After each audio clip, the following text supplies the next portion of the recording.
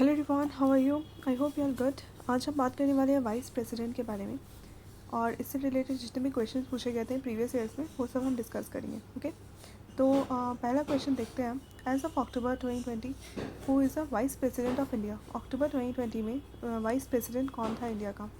तो 2020 में कौन था? एम वेंकैया नायडू। तो वाइस प्रेसिडेंट जो है इंडिया के वो एम वेंकैया नायडू थे। Vice president second most important authoritative body है after president. As per Article 65 of the Indian Constitution, he is entitled to take important decisions in certain cases of contingency. Due to resignation, removal, death, and impeachment of the disability of the president due to discharge his other function, the vice president of India is ex-officio chairman of the Rajya Sabha. ठीक है, तो जो vice chairman है, vice president है, वो ex official chairman होते हैं राज्यसभा के. ठीक है, नेक्स्ट क्वेश्चन है who is elected by electoral college consisting of members of both houses of parliament, Rajya Sabha and Lok Sabha. तो इनमें से कौन इलेक्टोरल कॉलेज के लिए इलेक्ट होते हैं, जो कि मेंबर्स होते हैं both house of parliament, Rajya Sabha and Lok Sabha के? तो ये होते हैं वाइस प्रेसिडेंट. ठीक है, तो वाइस प्रेसिडेंट इलेक्ट किए जाते हैं by an electoral college in which the elected and nominated members of both houses of parliament. ठीक है, इलेक्टेड और नॉमिनेटेड मेंबर होते हैं दोनों हाउसेज ऑफ पार्लियामेंट के. लोकसभा एंड राज्यसभा पार्टिसिपेट करती है इसमें. सो नेक्स्ट क्वेश्चन है which are the following article is related to the election of vice president? में वाइस प्रेसिडेंट के इलेक्शन में कौन करता है? तो इनमें से कौन सा आर्टिकल है जो वाइस प्रेसिडेंट के इलेक्शन में काम आता है? तो ये है आर्टिकल 66 आर्टिकल क्या बोलता है? Of the Indian constitution deals with the election of vice president. ठीक है, in which the manner and qualification are discuss. इसमें क्वालिफिकेशन और मैनर किस टाइप से हम इलेक्ट करेंगे वो डिस्कस किया गया है. The vice president shall be elected by the members of an electoral college. So एक इलेक्टोरल कॉलेज होता है. ओके, इसके जो मेंबर होते हैं वो आपके इलेक्ट करते हैं इसको, वाइस प्रेसिडेंट को. ठीक है, और कंसिस्टिंग ऑफ द मेंबर्स, इनमें कौन कौन से मेंबर होते हैं? बोथ हाउसेज ऑफ पार्लियामेंट, दोनों राज्यसभा एंड लोकसभा, इन दोनों मेंबर के पार्लियामेंट के मेंबर होते हैं in accordance with the system of proportional representation by means of a single transferable vote, and voting at such election shall be by a secret ballot. तो यहाँ पे एक पेपर बैलेट पेपर से होता है, सीक्रेट बैलेट होता है जिसमें दोनों मेंबर अपने अपने इलेक्शन में पार्टिसिपेट कर सकते हैं और अपने कैंडिडेट को चूज़ कर सकते हैं. Vice president shell not B A member of either house of parliament. तो जो वाइस प्रेसिडेंट है वो दोनों में से किसी हाउस का पार्लियामेंट नहीं, किसी हाउस का मेंबर नहीं होना चाहिए, क्योंकि अगर कोई वो किसी का मेंबर होगा तो फिर पार्शलिटी हो सकता है. ठीक है, और उनको कोई फिर वो जीत सकते हैं किसी एक मतलब हो सकता है इस टाइप से. तो member of either house of parliament और फिर house of legislature of any state, and if member of either house of parliament or of his house of legislature of any state be elected vice president, he shall be deemed to have vacated his seat in the house on the date on which he enters upon his office as vice president. ठीक है, तो क्या होगा? Vice president क्या नहीं हो सकते हैं? मेंबर नहीं हो सकते of either house of parliament और या तो और of a house of the legislature of any state. ठीक है, किसी भी लेजिस्लेचर कोई स्टेट के उसके हाउस के मेंबर नहीं हो सकते हैं. एंड इफ़ अगर कोई member either house of the parliament of house of legislature of any state अगर इलेक्ट होता है वाइस प्रेसिडेंट, तो उसको अपने सीट को वैकेट करना होगा. और ठीक है, सो ये होगा आपका क्या हो सकता है एंड क्या नहीं हो सकता है, तो याद रखना क्योंकि ये भी इंपॉर्टेंट है. Next question is the vice president of India is elected by home. कौन इनको इलेक्ट करते हैं वाइस प्रेसिडेंट को? तो ये आपके करते हैं bye the members of both houses of parliament. ठीक है, next question is the vice president of India is elected by the, कौन करते हैं? फिर से वही question, members of both houses of parliament. ठीक है, स्टेट लेजिस्लेटिव असेंबलीज नहीं करती हैं, ये आपके प्रेसिडेंट के टाइम पे होता है. बट ये जो है members of both house of parliament, ये आपका करेक्ट होगा वाइस प्रेसिडेंट के केस में. Next, according to the dash of the constitution, India no person shall be eligible for election as a vice president unless she is citizen of India and has completed the age of 35 years. तो president के लिए भी 35 था, governor के लिए भी 35 है, and vice president के लिए भी 35 है. And is qualified to be elected as a member of council of state. ठीक है, तो ये होगा आर्टिकल 66, काउंसिल ऑफ स्टेट के मेंबर बनने के लिए वो एलिजिबल हो. ठीक है, next question is as of October 2020 who is the vice president of India? Vice president कौन थे? ये थे आपके एम वेंकैया नायडू। ये अक्टूबर 2020 में श्री वेंकैया नायडू प्रेसिडेंट थे, वाइस प्रेसिडेंट थे इंडिया के, एंड स्टिल मतलब वो इस 2021 में क्वेश्चन पूछा गया था तो उस टाइम तक ये ही थे, ठीक है। और there have been 13 vice presidents, अभी तक 13 वाइस प्रेसिडेंट बन चुके हैं, मतलब उस टाइम तक 2021 तक 13 वाइस प्रेसिडेंट बन चुके थे। And of the post 1950, the first vice president of India is Sarvepalli Radhakrishnan. First कौन थे? सर्वपल्ली राधाकृष्णन फर्स्ट थे, एंड जिसने ओथ लिया था as Rashtrapati Bhavan on 13 May 1952। According to article 63 के अकॉर्डिंग क्या था Indian constitution, there shall be a vice president of India. Article 63 के अकॉर्डिंग एक वाइस प्रेसिडेंट होना चाहिए इंडिया का। आर्टिकल 64 के अकॉर्डिंग द वाइस प्रेसिडेंट होगा वो एक्स ऑफिशियल चेयरमैन होगा काउंसिल ऑफ स्टेट्स का। एंड 65 के according the vice president to act as a president, vice president को प्रेसिडेंट की तरह एक्ट कर सकते हैं या तो डिस्चार्ज कर सकते हैं उनके फंक्शंस को during casual vacancies in the office और during the absence of president के एब्सेंस में वो कर सकते हैं, ठीक है। Next question is which is the second highest constitutional post in India. इनमें से सेकंड हाईएस्ट कॉन्स्टिट्यूशनल पोस्ट कौन सा है? तो फर्स्ट आपका किसका है? फर्स्ट प्रेसिडेंट का है। सेकंड किसका है? वाइस प्रेसिडेंट का है। तो प्रेसिडेंट ऑफ इंडिया के पास सबसे हाईएस्ट रैंक है, ठीक है, and followed by vice president and the prime minister respectively governor of the state with in the respective states are the fourth rank. Governor fourth rank में है in order of precedence, ठीक है। पहला किसका है? प्रेसिडेंट, सेकंड वाइस प्रेसिडेंट, ठीक है, third है आपका prime minister and fourth rank है गवर्नर का, right. Next question is what is the term of office of vice president of India. इनका टर्म कितना होता है? 5 years का टर्म होता है, right. Who was the UPA candidate for the post of vice president in 2017 election.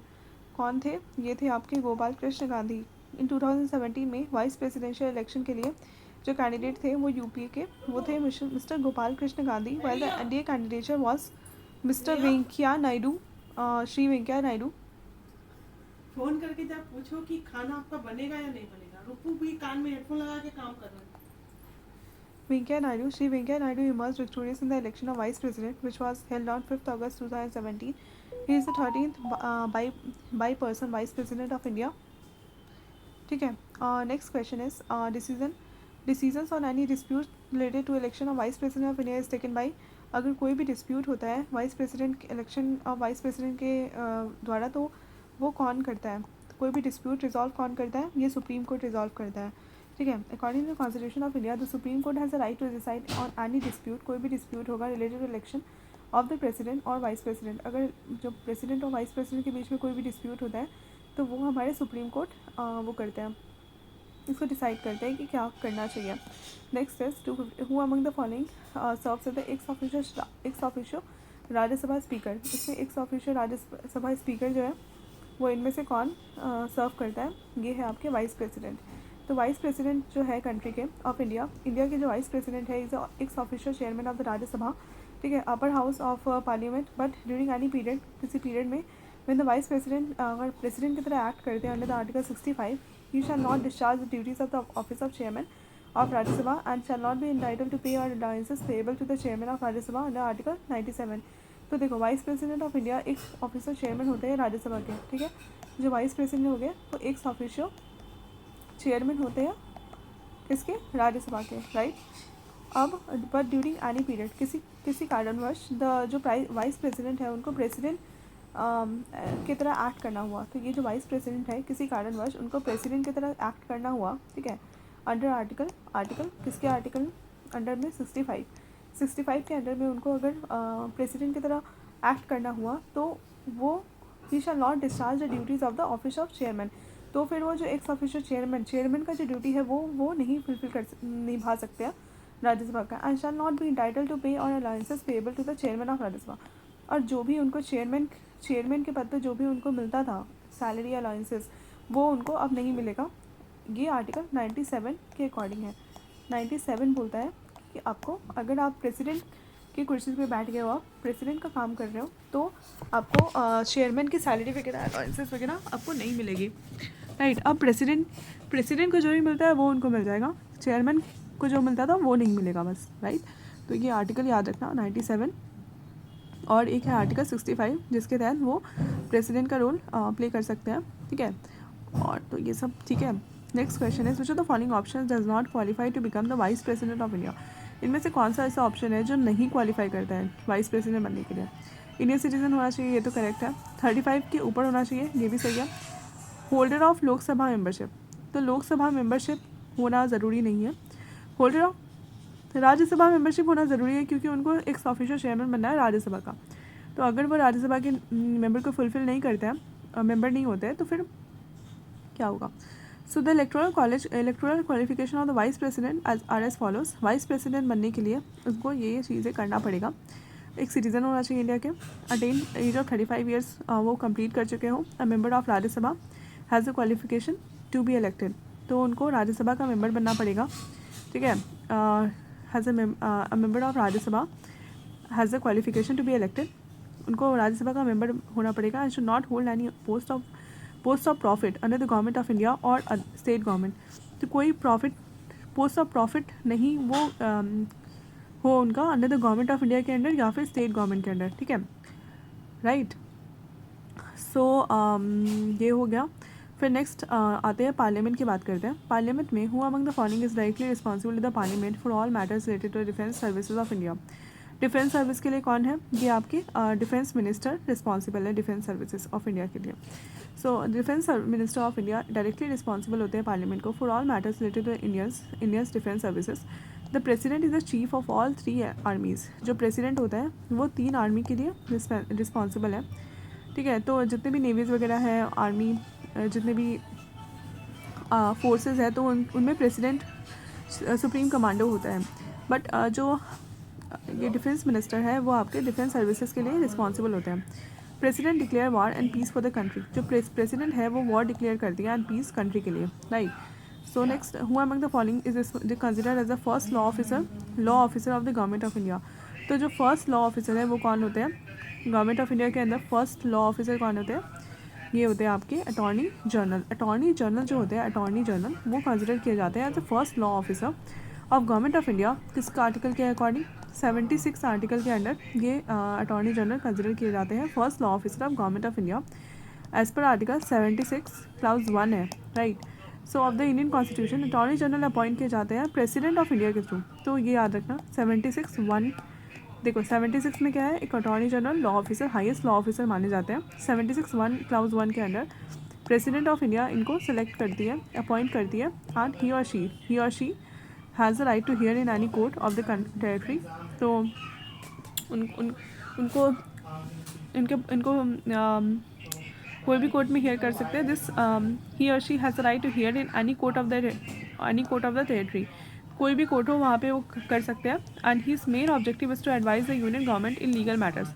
देखो क्या होता है कि कोई भी गवर्नमेंट है तो उसके भी कुछ लीगल मैटर्स होते हैं, राइट। तो जैसे अभी रिसेंट में ही हुआ था, Narendra Modi government, BJP government, इनको जाना पड़ा था कोर्ट में। तो उसमें क्या होता है कि इनके पास एक लीगल ऑफिसर भी होते हैं, हाईएस्ट लीगल लॉ ऑफिसर, जो कि यूनियन गवर्नमेंट को एडवाइस करते हैं कि उनको क्या करना चाहिए लीगल मैटर्स पे। बहुत सारे ऐसे लीगल काम होते हैं जो उनको करना पड़ता है, तो उस मैटर पे उनको एडवाइस करते हैं, ठीक है। क्योंकि जो प्राइम मिनिस्टर वगैरह होता है उनको इतना नॉलेज तो होता नहीं है लीगल मैटर्स के रिलेटेड, तो इसलिए वो एक लीगल मैटर के लिए ये अटॉर्नी जनरल को अपने साथ रखते हैं ताकि वो एडवाइस कर सके उनको, राइट। नेक्स्ट हो गया आपका, चलो देखते हैं नेक्स्ट क्वेश्चन है, which of the following is described in article 78 of the constitution. Article 78 में क्या डिस्क्राइब किया गया है? तो ये है आपका relation of duty to make the prime minister aware. Relation of duty to make the prime minister aware under article 76 ये ड्यूटी है प्राइम मिनिस्टर का कि वो नोटिफाई करे प्रेसिडेंट को of all decision of the council of ministers on the administration और legislative proposals and give information that the president asks for. तो क्या है? तो 78 के अकॉर्डिंग क्या है? Duty to make the prime minister under article 78 किसको बोलता है? किसको ये करता है? Duty of PM. तो पीएम का ड्यूटी होता है, it will be duty of the prime minister का ड्यूटी है कि वो प्रेसिडेंट को नोटिफाई करे जितने भी डिसीजंस लिए जा रहे हैं काउंसिल ऑफ मिनिस्टर्स के द्वारा on the administration and legislative proposals and give the information at the president. और प्रेसिडेंट जो भी इन्फॉर्मेशन मांगती है उससे, ठीक है, प्रेसिडेंट जो भी इन्फॉर्मेशन मांगती है वो पीएम को देना पड़ता है उनको, राइट। तो ये इनका काम होता है। और ये आर्टिकल 78 के अंदर अगर पीएम नहीं दे रही है तो फिर प्रेसिडेंट अंडर आर्टिकल 78 के अंडर में उन पर कार्रवाई कर सकती है, राइट। नेक्स्ट क्वेश्चन है which of the following article of the Indian constitution defines the money bill. Money bill को कौन डिफाइन करता है, डिफिनीशन कौन देता है मनी बिल का, ये है 110। डिफाइन कौन करता है, article 110 of the Indian constitution defines the money bill, ठीक है। डिफाइन जो डिफाइन करता है वो कौन सा है, आर्टिकल 110 डिफाइन करता है मनी बिल को। Money bill are connected with the financial matter जैसे कि टैक्सेशन, पब्लिक एक्सपेंडिचर, टैक्स हो गया, पब्लिक एक्सपेंडिचर हो गया, पब्लिक पे कितना खर्चा कर रहे हैं, इस तरह के मैटर को मनी बिल में आते हैं। और ये इंट्रोड्यूस किए जाते हैं सिर्फ और सिर्फ लोकसभा में, राइट। आफ्टर रिकमेंडेशन, प्रेसिडेंट के रिकमेंडेशन के बाद ये सिर्फ लोकसभा में किए जाते हैं पास, इंट्रोड्यूस किए जाते हैं। And the money bill after being pass by the Lok Sabha, pass जब लोकसभा पास करती है वो ये राज्यसभा में जाता है। And Rajya Sabha has to return such a bill to Lok Sabha, इसको रिटर्न करना होता है within a period of 14 days. 14 days के अंदर इनको रिटर्न करना होता है from its receipt. Point to be noted that it is that article that 109 and article 107 prohibits the introduction of money bill in the Rajya Sabha. तो 109 and 117, ठीक है, वो क्या है, ये प्रोहिबिट करती है introduction of bill in the Rajya Sabha. तो हम राज्यसभा में मनी बिल को इंट्रोड्यूस नहीं कर सकते। अगर मनी बिल कोई राज्यसभा में इंट्रोड्यूस कर देता है तो उस पर 109 एंड 117 के तहत, आर्टिकल के तहत उस पर वो हो सकता है, लॉ कार्रवाई हो सकती है, राइट।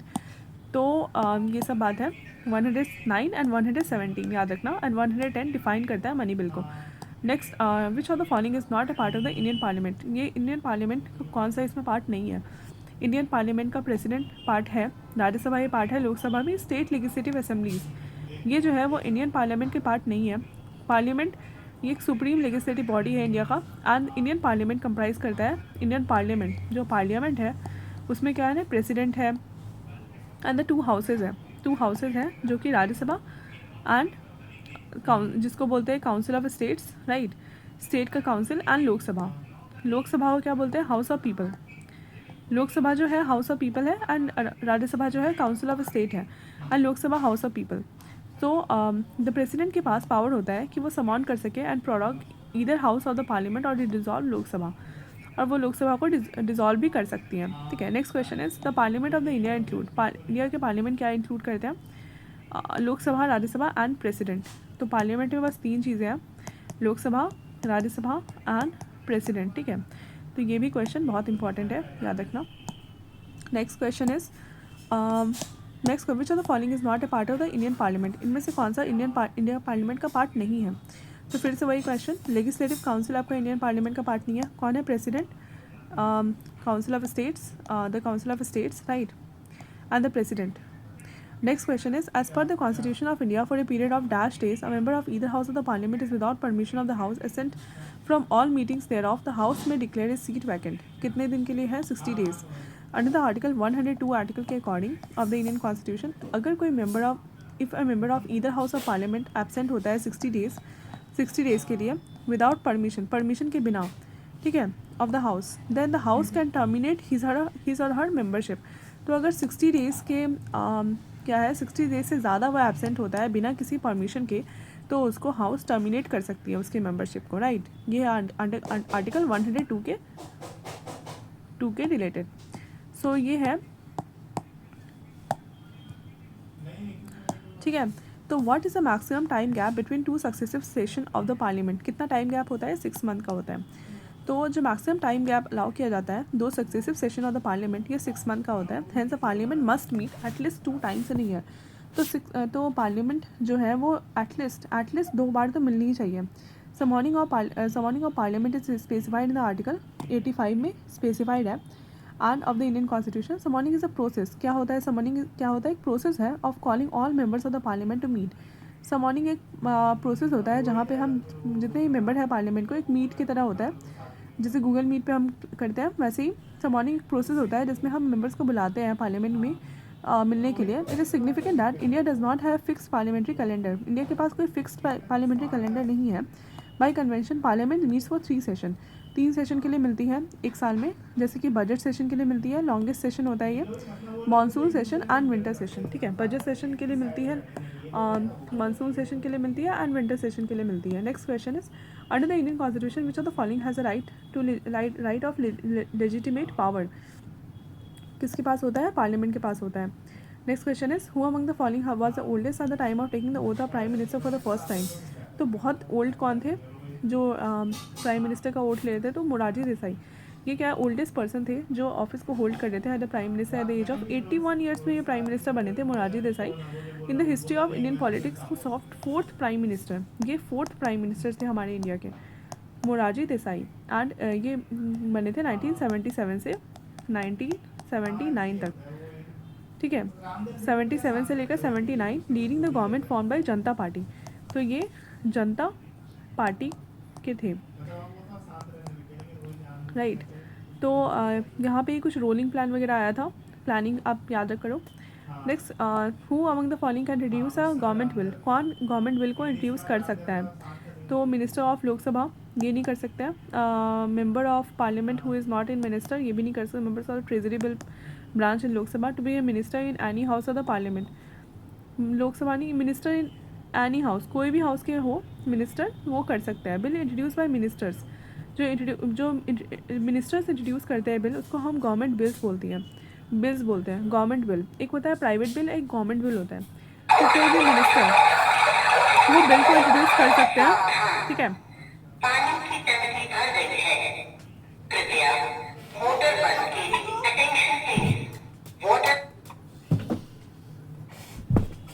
तो बिल को इंट्रोड्यूस कर सकते हैं। गवर्नमेंट बिल को इंट्रोड्यूस किया जाता है एक मिनिस्टर के द्वारा in either house of parliament, ठीक है। कोई भी हाउस में हम बिल को प्रेजेंट कर सकते हैं, इंट्रोड्यूस कर सकते हैं। ऐसा नहीं है, मनी बिल के जैसा नहीं है कि वो लोकसभा में ही होगा। ये आप किसी भी हाउस में कर सकते हो। Government bills have the backing of the government and reflect is legislative agenda. However a member of parliament MP, जो मेंबर ऑफ पार्लियामेंट होते हैं जिसको हम एमपी बोलते हैं, who is not a minister is a who is not a minister. जो member of parliament होते हैं एमपीज़ वगैरह, वो minister who is not a minister नहीं इज़ अ प्राइमेट। ये एक प्राइवेट मेंबर हो गया। बिल इंट्रोड्यूस किया जाता है प्राइवेट मेंबर्स के द्वारा, उसको हम बोलते हैं प्राइवेट मेंबर्स बिल। एक होता है प्राइवेट मेंबर्स बिल, एक होता है government members bill, government bill. तो गवर्नमेंट बिल तो आपको मैंने बता दिया मिनिस्टर्स वगैरह करते हैं, और जो प्राइवेट मेंबर होते हैं एमपीज़ वगैरह वो आपके प्राइवेट बिल पास करते हैं। वो कोई भी हाउस में कर सकते हैं bill pass, right. Next question is the first elected parliament of independent India came into existence is. जो फर्स्ट इलेक्टेड पार्लियामेंट है, the first elected parliament of independent India came into existence is. जो first elected parliament of independent India है वो कब है? 1952, ठीक है। जो first elected parliament, the first elected parliament of independent India came into existence is. तो ये जो first elected parliament of independent India था, तो ये एग्जिस्टेंस में आया था 1952 में। It has two house, Lok Sabha था and Rajya Sabha upper house. And notably Lok Sabha was establish on 17 April को बना था 1972, एंड राज्यसभा हुआ था 3 अप्रैल 1952 को। तो पहले राज्यसभा बना था एंड देन उसके बाद 17 अप्रैल को लोकसभा क्रिएट हुआ था। Next, the first Lokpal bill was introduce in India the parliament in year. Lokpal bill कब इंट्रोड्यूस किया गया था? ये हुआ 1968 में लोकपाल बिल को इंट्रोड्यूस किया गया था पहली बार। सो तो लोकपाल बिल को इंट्रोड्यूस किया गया था पार्लियामेंट में ऑफ इंडिया 1968 में, राइट। 1968 जो bill was also pass by Lok Sabha in 1969 but remain stuck in the Rajya Sabha. Meanwhile due to the resolution of Lok Sabha the bill was abolished in the first place after 8 unsuccessful attempts, ठीक है। देखो Lok Sabha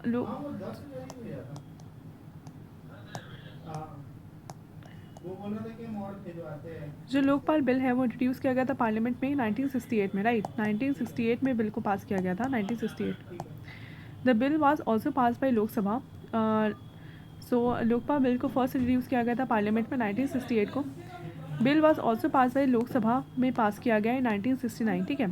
but remain stuck in Rajya Sabha, लेकिन लोकसभा में तो पास कर दिया गया 69 में, लेकिन राज्यसभा में स्टक हो गया। मीनवाइल देखो मैं यहाँ पे डायग्राम बताती हूँ। तो लोकपाल बिल था, लोकपाल बिल उसको पहली बार इंट्रोड्यूस किया गया था पार्लियामेंट में कब? 1968 में, ठीक है। अब 1969 में ये लोकसभा में इंट्रोड्यूस किया गया, देन राज्यसभा में ये जाके स्टक हो गया। Meanwhile due to the dissolution of the Lok Sabha, जब लोकसभा का डिसोल्यूशन हो गया the bill was abolished in the first place. तो आपको पता ही है कि अगर लोकसभा डिसॉल्व होता है तो बिल तो पास नहीं हो पाएगा, ठीक है। तो bill was abolished in the first place after फिर एट टाइम्स फिर किया गया अनसक्सेसफुल अटैम्प्ट के बाद लोकपाल बिल पास किया गया था in the year 2013।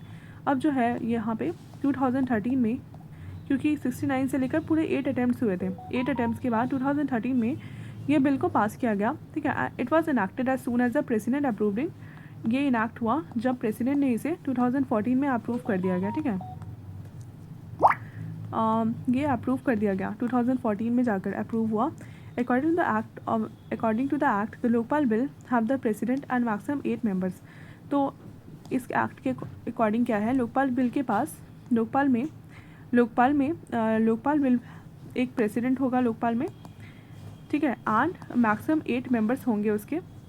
Out of 8 members half will be from judicial background.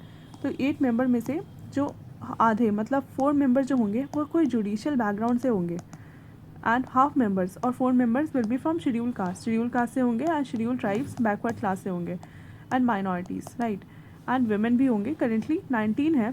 19 मार्च 2019 में उस टाइम पे जस्टिस पिनाकी चंद्र घोष वो अपॉइंट हुए थे फर्स्ट लोकपाल ऑफ इंडिया। अभी के लोकपाल कौन है आप कमेंट में बताना, ठीक है। Next question is who is the competent authority to determine the condition of obtaining Indian citizenship. तो इसका आंसर क्या था, इसका आंसर था 1968 में पहली बार इंट्रोड्यूस किया गया था, राइट। नेक्स्ट है who is the competent authority to determine the condition obtaining Indian citizenship. Competent authority कौन है, ये है आपका पार्लियामेंट। तो article 11 of the Indian constitution decides the parliament will have the right to formulate all the laws to acquire renounce Indian citizenship, ठीक है। Next question is by which constitutional amendment act the number of Lok Sabha seats was increase from 520 Lok Sabha seats को 525 से 545 तक ये कर दिया गया था, बढ़ा दिया गया था। किस कॉन्स्टिट्यूशनल अमेंडमेंट एक्ट के द्वारा ये हुआ था, 31st constitutional amendment act of 1973। इसमें क्या हुआ, by the constitution of India 31st amendment act of 1973 by which जो मेंबर है लोकसभा के उसको इंक्रीज़ कर दिया गया था 525 से लेकर 545 तक। एंड जो रिप्रेजेंटेशन है यूनियन टेरिटरीज़ का, यूटीज़ का जो रिप्रेजेंटेशन है वो रिड्यूस कर दिया गया था 25 से 20 तक, 25 से 20 रिड्यूस कर दिया गया। Amendment of the Indian constitution is process of making changes to the constitution which are done by parliament, ठीक है। Next question is the termination of current session of parliament is called. Current session of parliament का termination को क्या बोलते हैं, ये बोलते हैं एडजॉर्नमेंट। एडजॉर्नमेंट क्या होता है, termination of current session of parliament इसको बोलते हैं प्रोरोगेशन। यहाँ पे देखो क्या है, termination of the current session of parliament को क्या बोलते हैं, the termination of current session of parliament इसको हम बोलते हैं adjournment. Prorogation brings the termination of both sitting and, ये तो कुछ गलत है, चलो इसको हम बाद में देखेंगे। देखो जो टर्मिनेशन होता है करेंट सेशन का of parliament is called prorogation, and prorogation brings the termination of both sitting and session of house. This is done by the president on advice of the council of ministers. This can be done even when the house is adjourned. If the meeting is terminated for a short recess within a session of parliament called by presiding officers of the house, it is called as adjournment. देखो क्या होता है ना, adjournment क्या होता है कि जब कुछ टाइम के लिए अगर हम टर्मिनेट कर देते हैं किसी हाउस को कुछ सेशन को, और हम टाइम नहीं बताते कि कब होगा, ड्यूरेशन हम नहीं बताते, इस ड्यूरेशन में भी इन मिनट्स, आवर्स एंड डेज और वीक्स, तो मिनट्स में भी हो सकते हैं, आवर्स, डेज और वीक्स में भी हो सकते हैं, लेकिन हम नहीं बताते कि नेक्स्ट सेशन कब होगा, तो इसको हम बोलते हैं एडजॉर्न्ड हो गया, right. So next question is the maximum interval between 2 session of parliament can be of. कितना हो सकता है, ये 6 मंथ का हो सकता है। तो मैक्सिमम इंटरवल कितना हो सकता है, 6 मंथ का हो सकता है 2 सेशन में। एंड अकॉर्डिंग टू आर्टिकल 85(1) के according India, there should be no difference of more than 6 months in the last sitting of one session of Lok Sabha and the first meeting of the next session, right? तो 6 month से ज़्यादा gap नहीं होना चाहिए first and second session में। It means 2 times session हो सकता है। तो फर्स्ट आपका बजट का सेशन होता है सबसे बड़ा, next monsoon and then winter and summer. तो 85(1) आपको याद रखना आर्टिकल, ठीक है। Next question is in which year the food safety standard act was passed in India. Food safety standard act कब पास हुआ था, 2006 में पास हुआ था food safety and standard act, FSSAI। Food safety and standard act in India was pass in 2006 में हुआ था। This act extends to the whole of India, पूरे इंडिया में फैल गया। Important provisions have been made under this act to establish food based standards and regulate the manufacturing, storage, distribution and importation etcetera, ये सबको manage करता है, लेकिन इसका हाल अभी बहुत बुरा है। बट 2006 में हुआ था, राइट, 2006, याद रखना 2006। सो next question is which of the following is one of the, कैसे याद रखोगे, एफ से है फूड। फूड क्या होता है, फूड आपका EF 6, ठीक है। एफ का जब अल्फ़ाबेटिकल ऑर्डर आप देखोगे, अल्फ़ाबेटिकल ऑर्डर, तो ये ई का क्या होता है 5 एंड एफ का क्या होता है 6। तो फूड से आप याद रखना 2006, right. Which of the following is one of the feature of the insolvency and bankruptcy code amendment ordinance of 2018, ये क्या है, इनका insolvency and bankruptcy code amendment ordinances. तो free loan creditors, payment of interest subsidy, complete exemption of interest, relief to home buyers by recognising their status as financial creditors. तो ये होगा the insolvency and bankruptcy amendment 2018 क्या बोलता है, recognise करता है status को, the status as financial creditors and providing relief in home purchase लेने में रिलीफ प्रोवाइड करता है। Also this bill talks about providing relief to micro, small and medium industries को रिलीफ प्रोवाइड करता है, ठीक है। Next question is find out the odd one relation to the Indian parliament में, ऑड वन बताना है इसमें। तो इसमें क्या ऑड वन क्या है, budget session, monsoon session, summer session and winter session. तो समर सेशन इसमें ऑड है, यूजुअली 3 सेशन होते हैं।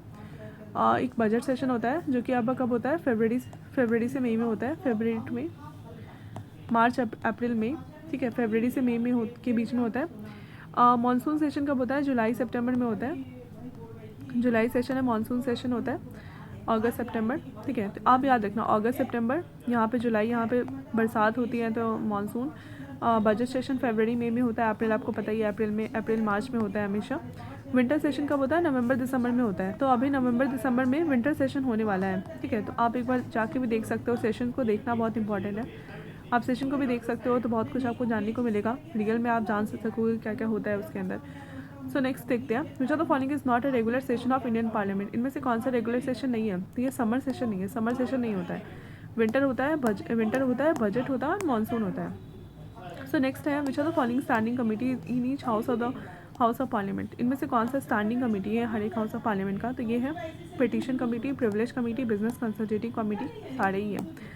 तो parliamentary committee are indispensable integral part होते हैं प्रेजेंट सिस्टम के। पार्लियामेंट्री कमेटी को कॉन्स्टिट्यूट किया जाता है पार्लियामेंट के द्वारा under rules of procedure and conduct of business, article 118 clause 1 के according. And there are 2 types of parliamentary committee होती है, standing committee and ad hoc committee. तो स्टैंडिंग कमेटी जो होती है, इस कमेटी के under this committee came such committees which are as follows. Standing committee में पहला कौन सी होती है, पहला कौन सा होता है, पिटीशन कमेटी। तो पिटीशन कमेटी अपॉइंट किए जाते हैं टू कंसिडर द पिटीशंस, ठीक है, पिटीशन को कंसिडर करने के लिए। The committee is constituted in both house of the parliament. The petition committee of Lok Sabha consist करते हैं 15 मेंबर्स, कितने होते हैं, 15 मेंबर्स होते हैं। And the petition committee of Lok Sabha में कितने होते हैं, 15 मेंबर्स होते हैं। और राज्यसभा में कितने होते हैं, 10 मेंबर्स होते हैं। ये भी थोड़ा याद रखना। Next, committee of privileges. तो जो इसका फंक्शन क्या होता है, इसका फंक्शन ये होता है कि committee is to protect the privileges of the house के प्रिविलेज को आपको प्रोटेक्ट करना है एंड इस मेंबर्स को प्रोटेक्ट करना होता है। The committee of privilege of Lok Sabha has 15 members. तो जो लोकसभा है उनके 15 मेंबर्स होते हैं। And committee of privilege of Rajya Sabha consist of 15 members, 10 members. तो राज्यसभा में क्या होता है, 10 मेंबर्स होते हैं, right. And then third is business advisory committee. The business regulates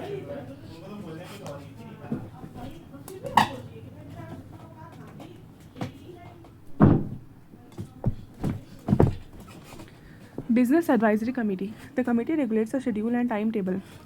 तो जो कमेटी होती है वो क्या करते हैं, रेगुलेट करते हैं schedule and time table of the house, ठीक है। बिजनेस एडवाइजरी कमेटी क्या करते हैं, ये टाइम टेबल को एंड शेड्यूल को फिक्स करते हैं, रेगुलेट करते हैं। And Lok Sabha committee has total 15 है एंड जो राज्यसभा है उसके पास 10 है, right. The speaker and chairman और एक्स ऑफिशियल चेयरमैन, जो स्पीकर एंड चेयरमैन होते हैं वो एक्स ऑफिशियल चेयरमैन होते हैं बिजनेस एडवाइजरी कमेटी का ऑफ द रिस्पेक्टिव हाउसेस। तो ये आपका हो गया। Next question is under which central ministry Navodaya Vidyalaya समिति केंद्रीय विद्यालय संगठन आर ऑटोनमस बॉडी। तो इनमें से कौन सी ऐसी सेंट्रल मिनिस्ट्री है जिसमें नवोदय विद्यालय समिति एंड केंद्रीय विद्यालय संगठन ऑटोनमस बॉडी है। Ministry of home affairs, ministry of defence, ministry of finance, ministry of human resource development. ये आपका ministry of human resource development हो जाएगा इसका आंसर। नवोदय विद्यालय समिति एंड केंद्रीय विद्यालय समिति समिति संगठन ऑटोनमस बॉडीज़ हैं under the ministry of human resource development. Government provide free and residential facility in Navodaya Vidyalaya. तो गवर्नमेंट जो है वो free and residential facility provide करती है नवोदय विद्यालय में 6 से लेकर 12 तक। The expenditure on this is approve by the ministry of human resource development. Approve किए जाते हैं। The Kendriya Vidyalaya Sangathan is a primary and secondary education organization होता है। तो Kendriya Vidyalaya in India which is primary design for the children of central government employees of India. ये state start हुआ था in the year of 1963 में स्टार्ट हुआ था। Since it has been contracted with central board of secondary education in India under the national education policy of 2020. The name of the Ministry of Human Resource and Development MHRD was changed to Ministry of Education. तो MHRD का नाम change करके क्या कर दिया गया था, ministry of education कर दिया गया था, right. So ministry of human and resource development इसके अंडर में आती है ये। Next, who was the first deputy prime minister of India and which political party did he belong to. पहला डिप्यूटी प्राइम मिनिस्टर कौन थे, तो ये थे सरदार वल्लभ भाई पटेल। सरदार वल्लभ भाई पटेल आपको पता ही है कि इनका बहुत बड़ा रोल है यूनिटी ऑफ इंडिया में, and was the first deputy prime minister भी थे इंडिया के, and his political party was Indian National Congress. इनका पॉलिटिकल पार्टी INC था। Sardar Patel is also known as the iron man of India भी इनको बोला जाता है। Next question is the compensatory for forestation fund bill was pass by the Rajya Sabha of the Indian deforestation fund bill को कब पास किया गया था, 2016 में पास किया गया था, right. So the compensatory afforestation fund bill pass किया गया था राज्यसभा के द्वारा इन द ईयर 2016 में, एंड द बिल इंट्रोड्यूस किया गया था राज्यसभा में यूनियन मिनिस्टर के द्वारा of the state of forest and environment Anil Madhav Das, opposition leader Ghulam Nabi Azad, deputy leader Anand Sharma. इनको ऑब्जेक्ट किए थे इस बिल को और बोले थे कि जो बिल है वो पास किया जाएगा बाय कंसेंसस, ठीक है। कंसेंसस का मतलब एक साथ पॉलिटिकल ऑर्गेनाइजेशन जुड़ती हैं और बात करती है। तो कंपनसेटरी फॉरेस्टेशन बिल का क्या होता है, this money is paid by developers who have razed forest land for their construction projects and idea is such land destroyed needs to be balanced by regulating forest as way on the non forest land, ठीक है। तो इस type से ये अपना काम कर रहे थे। Next, fund can be spend on the consolidated fund of India. Fund can be spend from the consolidated fund of India. जो फंड है कंसोलिडेटेड फंड ऑफ इंडिया जो है उससे फंड कैसे स्पेंड किया जा सकता है, with the approval of the parliament, with the permission consent of president नहीं, with the approval of CAG नहीं, with the approval of the above officers के थ्रू भी नहीं, with the approval of parliament अगर अप्रूव करेगी तभी वो consolidated fund of India से फंड को स्पेंड किया जा सकता है, खर्चा किया जा सकता है। तो consolidated fund of India setup article, ये कब सेट हुआ है, 266 आर्टिकल के द्वारा ये consolidated fund of India setup किया गया the constitution of India such that a fund in which the remaining amount left after giving the state their share of taxes and duties is used, ठीक है।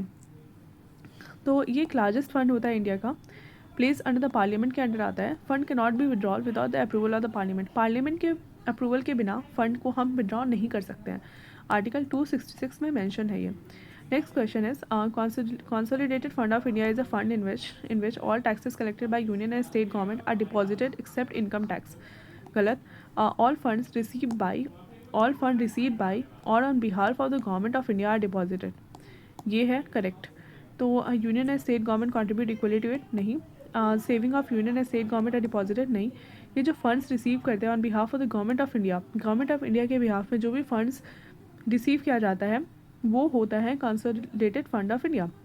And all revenues जो भी receive किए जाते हैं government के द्वारा, loans taken from the market, जो भी हम लोन मार्केट से उठाते हैं, and the interest received on the approved loan, ठीक है, जो भी इंटरेस्ट हमें लोन से मिलता है are deposited in the consolidated fund में डिपॉजिट हो जाता है। तो कंसोलिडेटेड फंड स्टैब्लिश हुआ था अंडर आर्टिकल 266 के आर्टिकल के अंडर में of the constitution of India. This is such a fund, ये ऐसा फंड है in which all deposits, revenue deposits, loan taken are deposited, ठीक है। ये जितने भी होते हैं वो सब डिपॉजिट किए जाते हैं, जो भी हम लोन लेते हैं या फिर रेवेन्यू हो गया हमारा वो सब कंसोलिडेटेड फंड में जाता है। Next question is fugitive economic offenders bill 2017 was introduce by which ministry. Fugitive economic offender bill 2017 किस मिनिस्ट्री के अंडर आता है, ये आता है मिनिस्ट्री ऑफ फाइनेंस के under. Fugitive economic offender bill 2017 introduce किया गया था इंडिया में यूनियन मिनिस्ट्री ऑफ फाइनेंस के द्वारा। एक इम्पॉर्टेंट है कि जो ये बिल है उसको पास किया गया था पार्लियामेंट के द्वारा इन जुलाई 2018 में। इस बिल के अकॉर्डिंग फिगरेटिव इकोनॉमिक ऑफेंडर्स ऐसे पर्सन होते हैं जो कि कमिट करते हैं एक schedule crime involving an amount of ₹100 crore या फिर उससे ज़्यादा और एब्सकॉर्ड करते हैं इन एनी अदर कंट्री, जैसे विजय माल्या इस टाइप के लोग हो गए। एक्सेप्ट इंडिया के अलावा और अदर कंट्रीज़ में वो चले गए होते हैं and coming to India to avoid और face punitive prosecution in India, और नहीं आते हैं इंडिया में। Fugitive Economic Offender Bill gave power to the agencies to seize properties which are not only in the name of offender but also the ones that are बेनामी। ठीक है, तो बेनामी को भी वो सीज़ कर सकते हैं, या फिर ऑफेंडर के नाम पे कोई ज़मीन वगैरह है, कोई प्रॉपर्टीज़ हैं, तो उसको भी आप सीज़ कर सकते हो। ये 2018 जुलाई में पास हुआ था, राइट। नेक्स्ट क्वेश्चन है, in which year did the right to information RTI act came into force. RTI कब आया है? देखो RTE कब आया था, याद करो। RTE आया था 2009 में, ठीक है। अभी हमने बताया था कि FSSI कब आया है, ये है आया है आपका 6, मैंने याद करवाया था 2006 में। अब RTI एक्ट कब आया है, ये आया है आपका 2005 में। RTI कैसे याद करोगे? RTI से याद करो आप 5 याद करना है आपको, 5। तो RTI आई क्या होता है? 9, ठीक है। 9 में से आप 4 माइनस कर दोगे तो 5 आएगा। इस टाइप से कुछ याद कर लेना, ठीक है।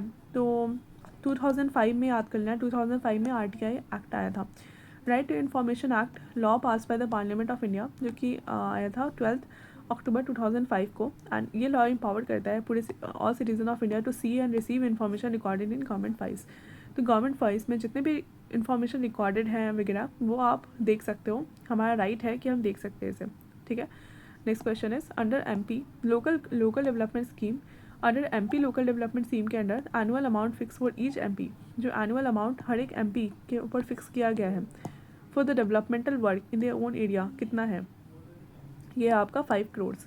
सो जो member of parliament local area development MP LADS, ये जो होते हैं, इज़ अ स्कीम है formulated by the government of India on 23 दिसंबर 1993 के अंडर ये स्कीम लाया गया था, जो इनेबल करता है मेंबर ऑफ पार्लियामेंट को कि recommend developmental work in there constituencies with N emphasis on creating durable community assets based on locality felt needs.